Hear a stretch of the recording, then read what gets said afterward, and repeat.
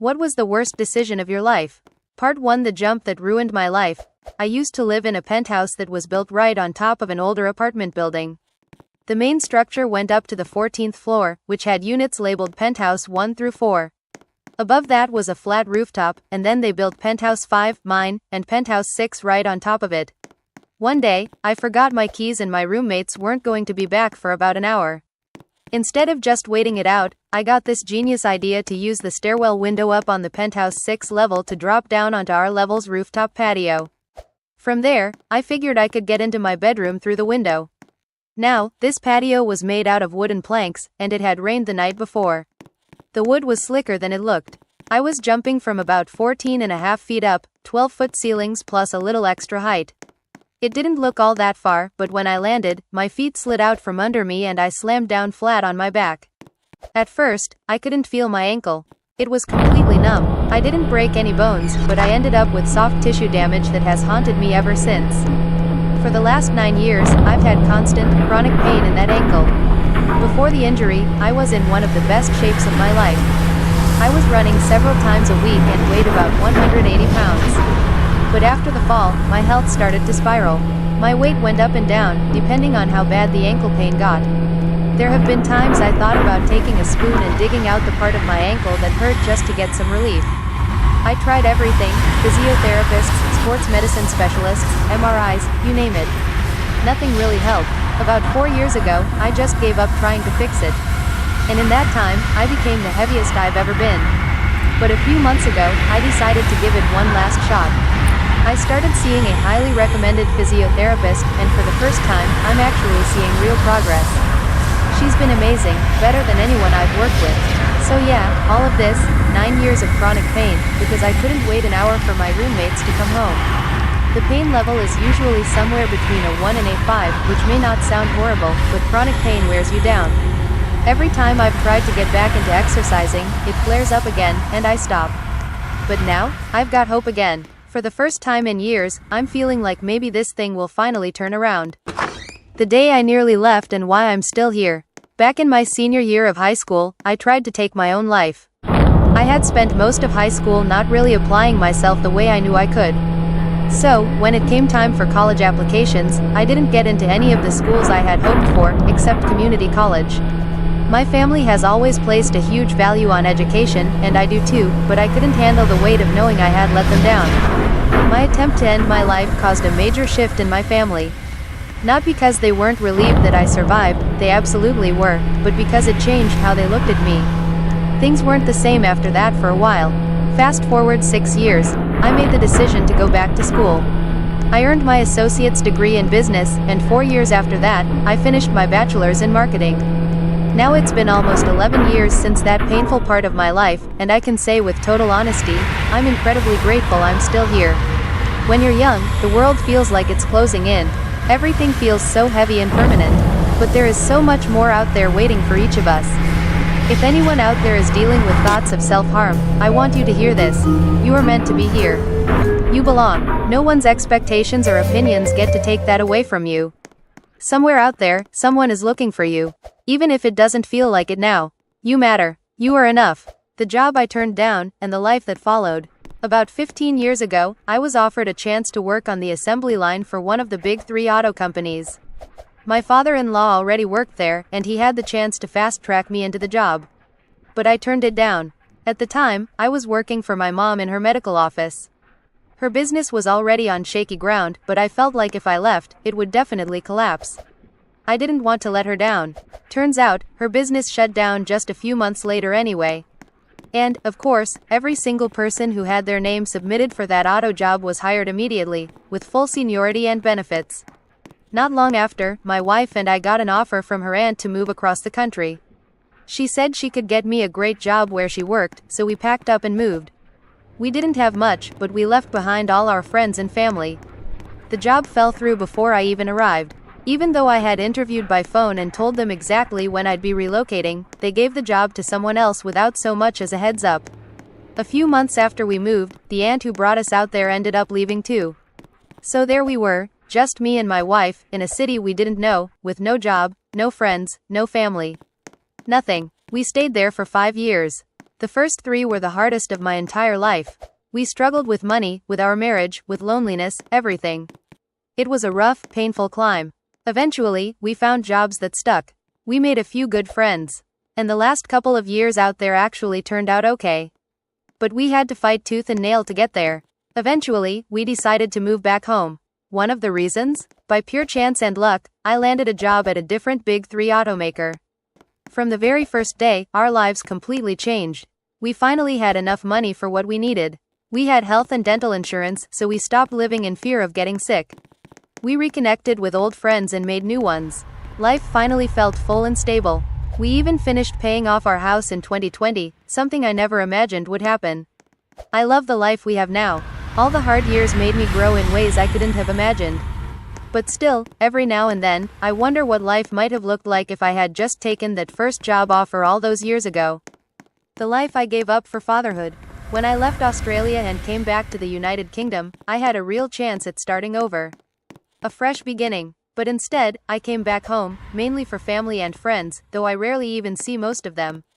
Within a year of being back, I became a father with a woman who turned out to be toxic. And honestly, I've regretted that decision ever since. Now, don't get me wrong, I love my kids more than anything in the world.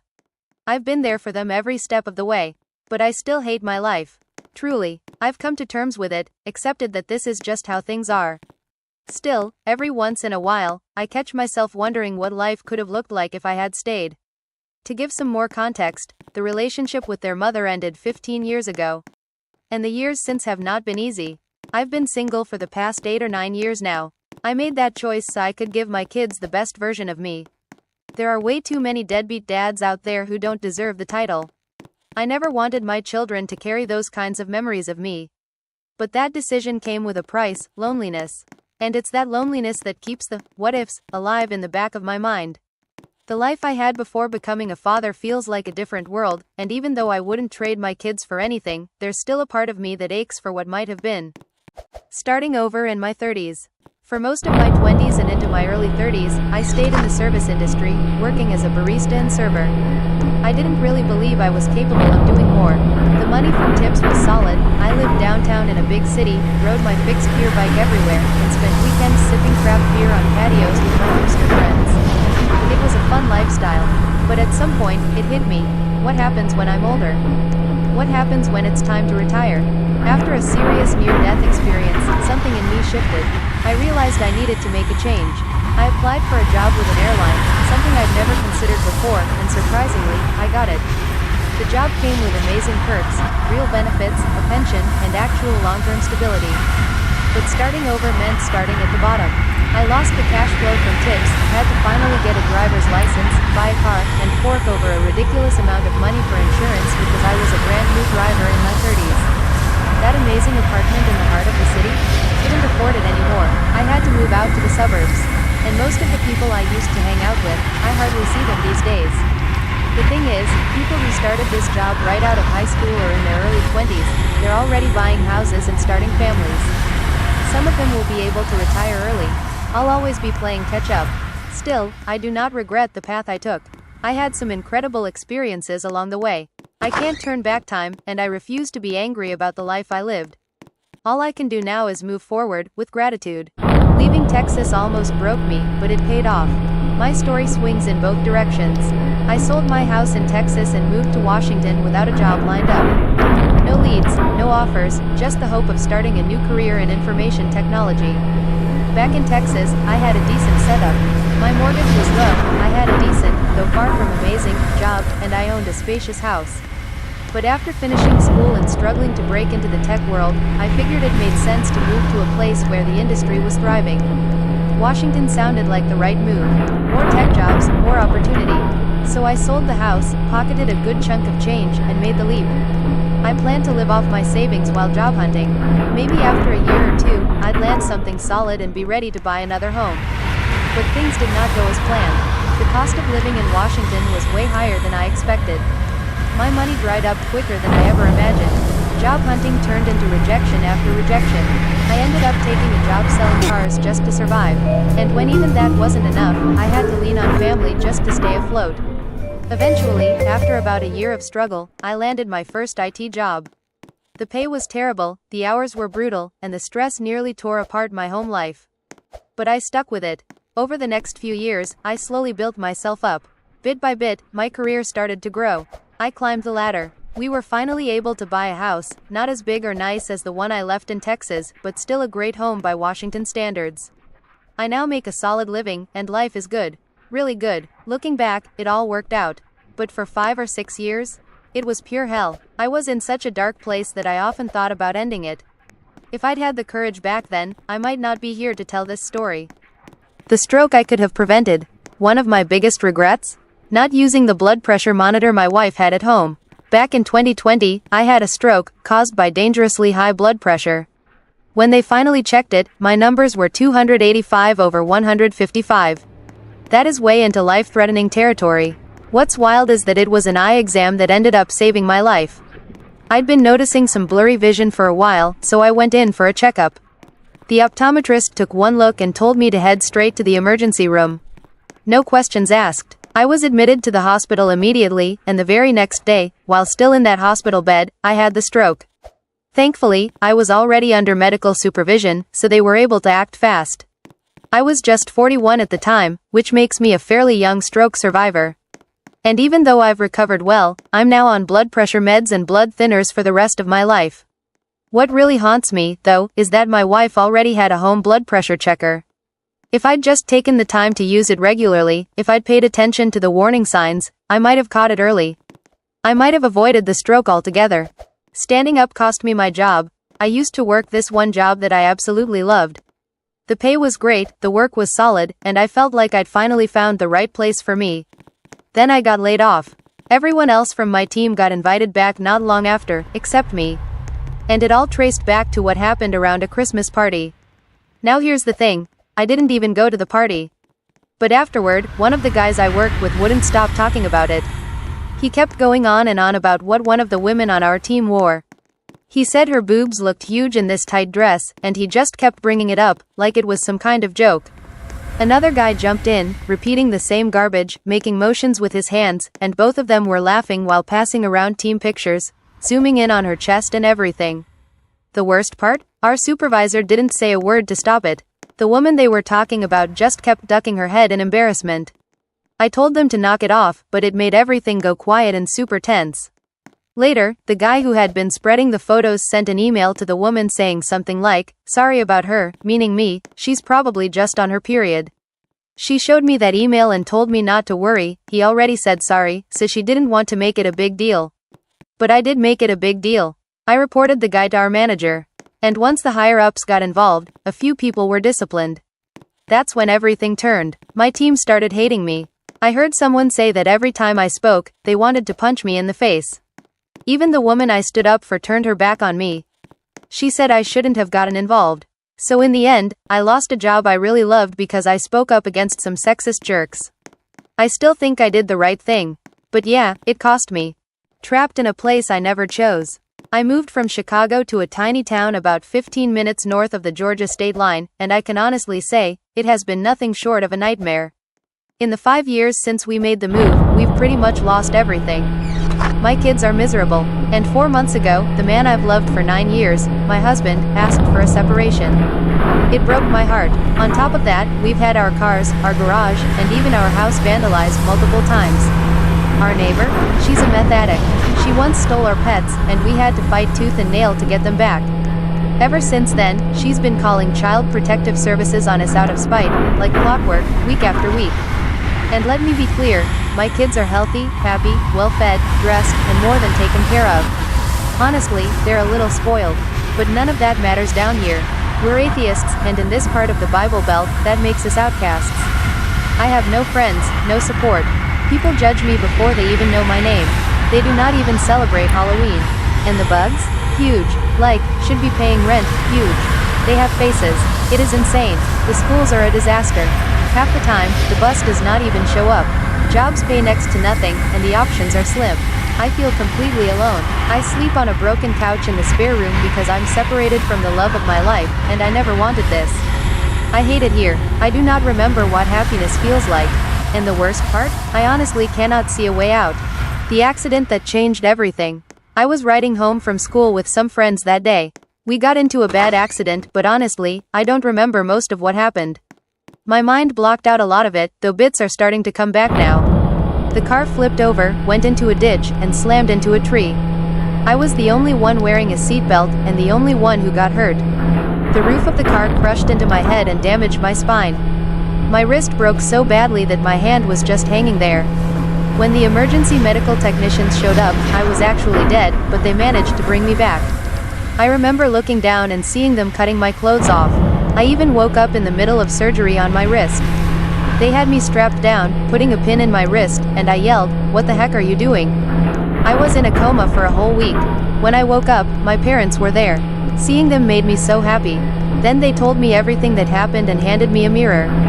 The left side of my head was shaved, with staples holding my brain in place. My wrist was in a cast. I had Bell's palsy, so the left side of my face just hung there. I had to do tons of therapy to relearn how to write, read, recognize colors and numbers, walk, everything. One therapy was electrotherapy on my face, where I put my hand in water and they shocked my face to get it moving. It was awful. They pulled 15 pieces of glass out of my back, but the scars left behind turned into thick keloids. I made it through, and it made me stronger, but years later I needed surgery to straighten my back with 2 metal rods. They had to cut me open, and now my back looks like a laced-up football. If I hadn't gotten into that car that day, who knows where I'd be now. Maybe better, maybe worse. But that one choice, to get in that car, completely changed my life.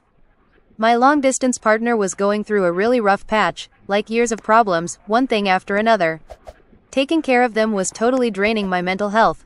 Whenever we were together, or texting on WhatsApp in between, about 95% of the time was spent putting out fires, helping with their work or chores, or just trying to comfort them. Leaving wasn't an option though, the problems were out of their control, and I was still in love. Then someone else came along. I never hid my relationship, so getting close to this new person seemed okay, as long as nothing serious or romantic happened. It just felt good to be with someone I could truly relax around. But turns out, they fell for me, even though they never expected anything to happen. And I started developing feelings too. When we finally talked about it, we both agreed that keeping some distance, even though it hurt, was the best thing. But I didn't leave their place. I didn't want to. It felt like the last goodbye. Then we kissed, things escalated, and even though we didn't sleep together, calling it anything but cheating would be a lie. I never thought I could cheat. But here I am. I've never regretted anything this much in my life, and I probably never will. I'll never forget it. Dating a psychopath. My story. This isn't my fault, and I do know that now, but dating an actual psychopath when I was 15. To make it short, my family life was terrible and I was raised by my grandparents because both my parents left. Dad's an alcoholic and my mom's severely mentally ill. My grandparents had a lot of their own dysfunction as well. I didn't have any idea what a relationship was meant to be like or how I was supposed to be treated. This guy was a liar, cheater and had a very violent streak. The only solid piece of wisdom my dad ever gave me was not to date this guy. I still can hear him saying, "He's too fucking hot-headed, there's something wrong with that kid." Fast forward to him getting me pregnant twice, leaving me both times and also sexually assaulting me many times as well. He was physically violent when I was pregnant and even pushed me in front of my mom. When he left me after our second child was born, he got married to this woman, and later would be connected to her death. I also found out years later at that court hearing he had raped an 11-year-old girl, and many other girls, had killed and mutilated animals, and various other horrible things. Asking that lunatic for help with my math homework was the single worst decision of my life. I'm 27 now and he is still trying to find me and my kids. To anyone who is young and dating, please be careful. Don't scare yourself to death, but be cautious with who you allow into your life. You just may never get rid of them. 11 years of skating, 1 moment of pain. I skated for 11 years, and for one glorious month, I was improving faster than ever before. I finally landed frontside flips off ledges and rails like it was nothing. Everything was clicking, and I felt unstoppable. Then came the day I decided to frontside flip down an 8th stair. It should have been a simple trick for where I was at, but there was an uphill incline just before the stairs, and I didn't have enough speed. I landed hard on the last stair, my ankle bending painfully beneath me. I knew right away it was bad.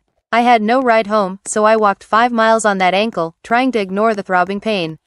When I finally took my shoe off, my friend saw it and laughed. It was swollen to the size of a grapefruit. Thankfully, the ankle wasn't broken, but the damage was enough to cause me lifelong pain. I later learned I developed complex regional pain syndrome, a chronic pain condition considered one of the worst in existence. It doesn't just affect that ankle, the pain spread to other limbs over time. Every day, I live with pain that ranks between 8 and 9 out of 10.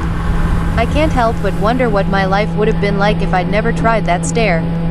A love almost lost to silence. When I was around 21 or 22, my fiancé and I were living with my parents. One night, we went out to a hibachi grill for dinner. On the way home, he started having an allergic reaction to shrimp, but it wasn't the typical kind. It didn't happen instantly.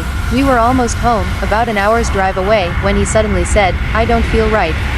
I can't breathe, I can't swallow." There was no swelling or hives, just that terrifying feeling.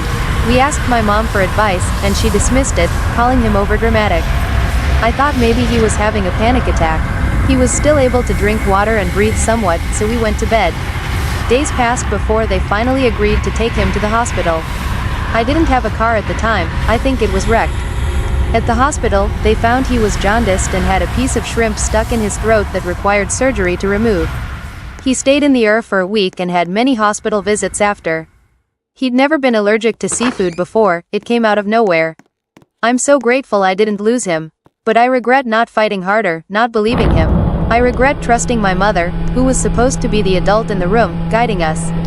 Now, in therapy, I'm beginning to see how medically neglectful and dismissive she was, not just toward me but others in her care. Even knowing this, I don't think I'll ever fully forgive myself. I should have known better. I should have had his back.